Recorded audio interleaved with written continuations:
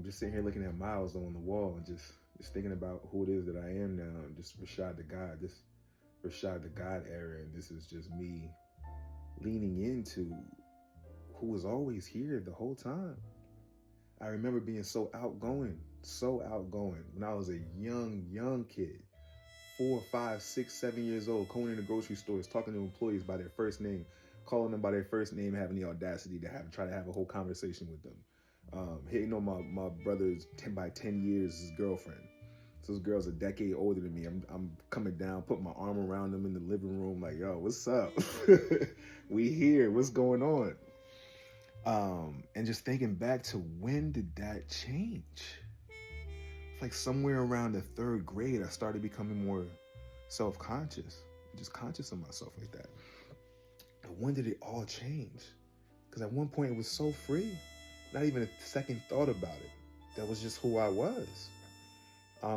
So yeah, it actually does just all this cool life shit makes sense for me. It resonates with me, and that's what I was sitting here thinking about, and just looking at Miles on my wall, and just how since I can remember, just always feeling a connection with Miles Davis and not knowing why. I didn't know who he was. I heard that name, that fly ass name for the first time.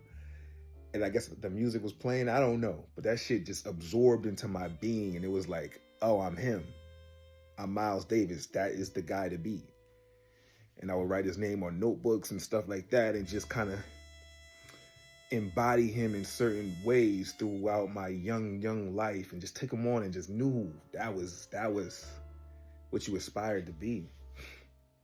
To now know who he is and understand his music on such a level and know that, yo, he's on the Mount Rushmore of jazz, period. He's in everybody's top 5. Who can't put Miles Davis in your top 5 of greatest jazz musicians of all time? Who's arguing that he's not?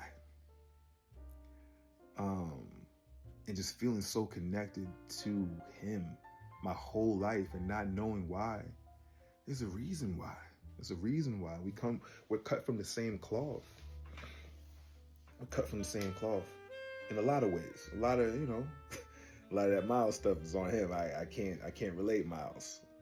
But a lot of the good parts and a lot of the not so good parts, the obsessiveness over this. I do feel obsessed in a crazy way a lot of times, and in a way that I know most human beings will not be able to understand. But I know Miles understood.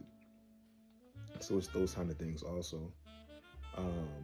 And just really embracing these parts of my life, because I know just looking in, you have all kind of preconceived notions as to who I am and what kind of life that I have, how I even got here. All these preconceived stuff that we know nothing about. And me even looking at myself like, is this really you? Is this your life, bro? This fly cool shit, is this really you? Or are you trying to do something right now? And the more and more I sit with that answer and I look around and I continue to experience things and I continue to do and I continue to feel so good, the answer is always yes. A fuck yes. This is me. It's always been me. This is my shit. I love this. And I'm going to keep on living this way. And I'm going to keep on growing this way. And I'm going to keep on being free. And I'm going to keep on expressing myself. And I'm going to keep on believing in myself. That, yeah, this life is for me. I'm more than capable. And I deserve to be here. I deserve to be here. And so that's what's going to happen. So shout out to Miles Davis, man. One of my biggest inspirations, for sure.